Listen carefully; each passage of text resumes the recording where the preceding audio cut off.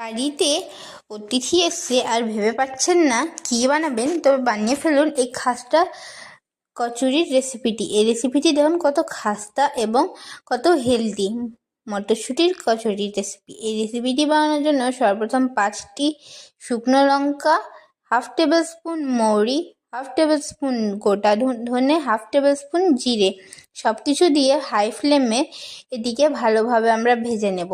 সব কিছুকে আমরা এইভাবে যতক্ষণ না তার মধ্যে থেকে একটি ঘ্রাণ বেরোবে ততক্ষণ আমরা ভাজতে থাকবো।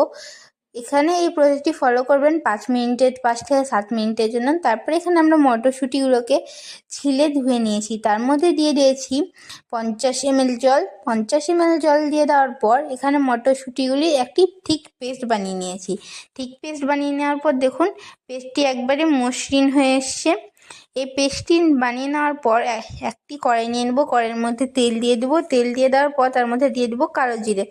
কালো জিরে দিয়ে দেওয়ার পর তার মধ্যে সেই মটরশুঁটির পেস্টটি দিয়ে ভালোভাবে আমরা ভাজতে থাকবো যতক্ষণ না পেস্টটি স্মুথ হয়ে আসবে। তারপর তার মধ্যে দিয়ে দেবো 1/2 টেবিল স্পুন লবণ।